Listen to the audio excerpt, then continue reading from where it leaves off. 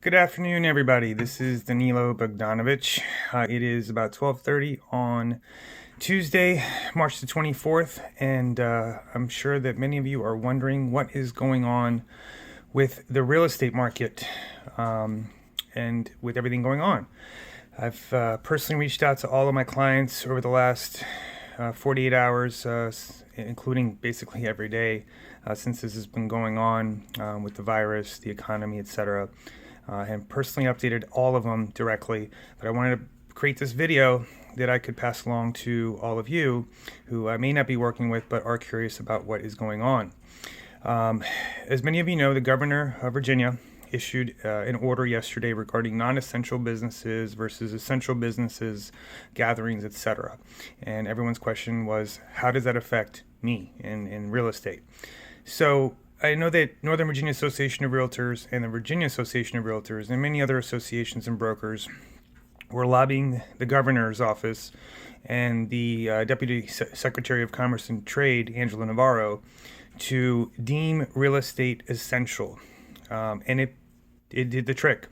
Real estate, and this has been confirmed both by Redfin, the brokerage firm I work with, their legal team, as well as other attorneys and owners of title companies who I know and work with regularly. They have confirmed with the governor's office that real estate is considered essential at the moment. What does that mean? That means that settlements will continue, filings will continue, albeit a little bit different. I wouldn't say business as usual. There are definitely safety measures and health, related measures in place to protect everybody.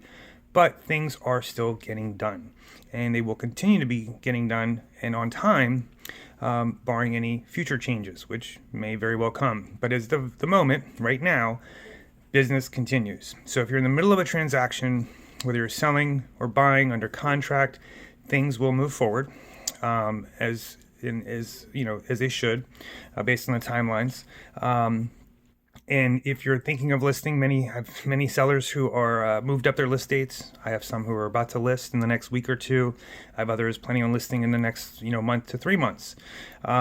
It changes every day. This business is always this career I've always liked because every day is different. This is a whole new level. Every hour things change. And basically, we just have to navigate the waters, as they come up. These are uncharted waters. I don't care how old you are. I don't know how many years of experience you have in real estate. I've been through, 16 years of real estate, including the Great Crash. This is next level. We can take the lessons we've learned from the past, we can apply them now, and then we can navigate the best we can. And that's how we will get through this. And we will. It's going to be a bit of a learning curve for everyone, but make sure you're in good hands, and make sure you have good guidance, and do what's right and what's best for you at the same time. Now, as far as the market itself, people are also asking that question. What if I list right now? What's the market like? I can tell you that I had 2 listings purposely move up their dates to last Wednesday evening and Thursday. They both were under contract by Saturday. Multiple offers, dozens of showings, and speaking with other agents and colleagues, that is the same. And with the couple of new listings I have coming on here in the next week or two, barring any stay-at-home order, things should hopefully be the same. Now, one thing I wanted to update you guys about, which is something to keep a very close eye on, is, as we all know, there's supply and demand, but the biggest 2 things that affect real estate are interest rates and the general economy. Now, we all know about the general economy.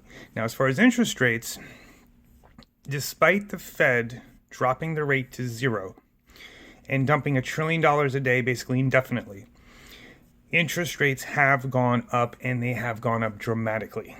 I had one client, excellent credit, went to refinance with Navy Federal. About a week and a half ago, spoke with them, and was quoted 2.5%. A week later, called back and was quoted 3.125. This was in the middle of last week when he got the new quote. I have buyers who I just spoke with before making this video who were quoted 3.625.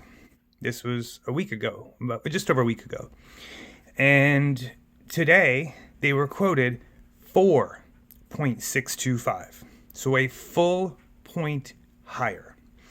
Now, granted, everyone's situation is different. Your rates can be different depending on your credit, DTI, what type of loan program you do. But the moral of the story is rates are up, and lenders are lending based on risk, not just what the Fed's fund rate is. So yes, it's zero, but that doesn't mean that they're going to drop their rates. It's a direct correlation to risk. What I'll do is, if you look down in the comments section, I'm going to post this on YouTube as well as my Facebook profile, and possibly Instagram. In the comments section, I'm going to post a graph of the historical chart of the Fed's fund rate, and then a historical chart of mortgage rates. And you will notice that when the Fed fund rate was effectively zero after the market crash and the great financial crisis, 07 through 08 when the crash occurred, that interest rates never really went below the low to mid threes. Fast forward many years later to approximately about a week ago, and up until a week ago, even when the Fed fund rate was zero, the rates were still in the mid threes. So there obviously is a floor to what lenders are willing to lend to you and I. And that amount seems to be in the mid threes to maybe the low threes. But with this virus and uncertainty, everyone's risk is, higher. And lenders are now increasing rates, and it's extremely volatile.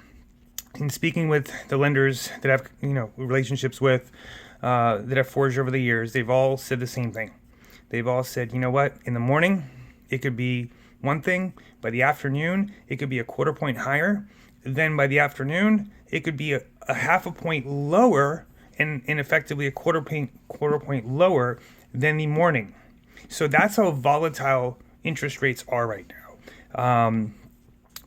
When you lock in, it's at this point all about timing, and a lot of it could just be luck and a really good loan officer that is watching the rates. And if you're ready to lock, he or she will watch and wait for them to go down. If they go down, lock in. Now, waiting could mean they could go up, but that's a conversation you're going to need to have both with yourself or your significant other if you're buying a home together, as well as your loan officer, financial planner, etc.